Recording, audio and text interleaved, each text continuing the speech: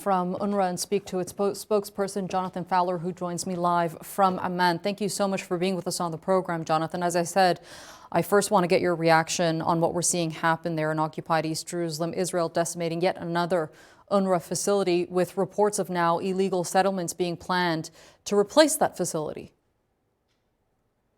This is a very, very dark day for international law. This is much, much bigger than UNRWA. I mean, let's not forget, this is a United Nations facility. This has been invaded by a United Nations member state in full defiance of international law, ripping up all diplomatic conventions to go in and demolish United Nations property. So this is, as I said, it's about much, much more than UNRWA, because this sets an appalling precedent for international law around the globe. And, you know, as our Commissioner General Philippe Lazzarini has said, the moral compass here has gone, because there were government ministers and members of the Israeli parliament watching this operation while it was happening, celebrating it. We've had municipal officials in Jerusalem calling for the annihilation and the elimination of UNRWA staff, incitement to murder. This is appalling, and it's the latest step in a pattern, and this pattern has to stop. It's going to have a grave impact on Palestinians as well. As we know, UNRWA is crucial for Palestinians in occupied Palestine, in Gaza, the diaspora, the millions of Palestinians that do not live in Palestine, particularly because it represents their right to return. Yes, I mean, basically the right to return was set down independently of UNRWA a year before we were created, and in 2 years before we became operational. So we're part of a context, but even if UNRWA were to be dismantled, brushed away overnight by this action by the Israeli authorities, the rights of Palestine refugees would not disappear, and Palestine refugees themselves would not disappear. I mean, it seems to be that the end game is to attack the right, and that we are a stumbling block, or deemed to be a stumbling block along the way.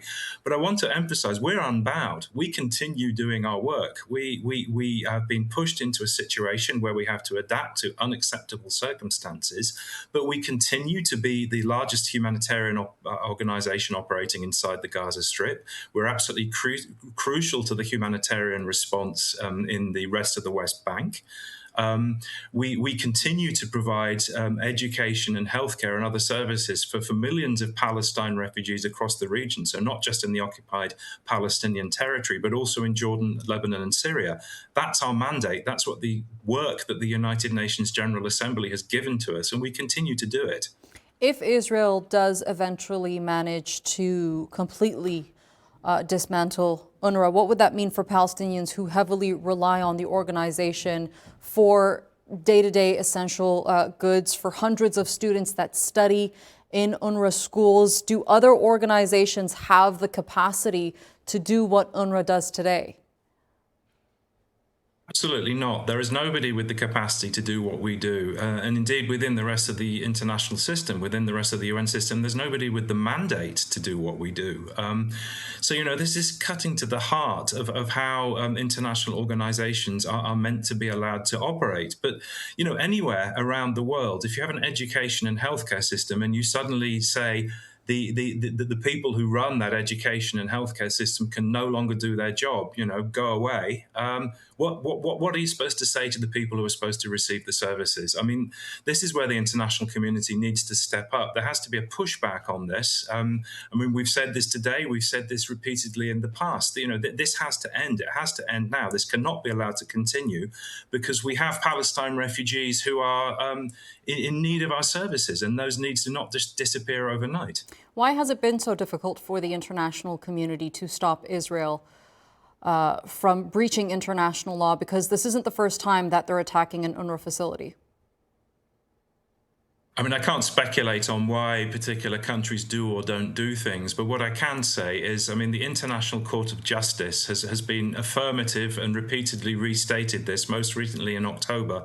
It is incumbent upon the State of Israel to facilitate UNRWA's operations, not impede or prevent them. And sadly, we're seeing impeding and prevention. In addition, the International Court of Justice has underscored that East Jerusalem is an occupied territory. So the state of Israel has absolutely no right to do what it has done today. And on top of that, this is a United Nations compound, so this is also a breach of international law.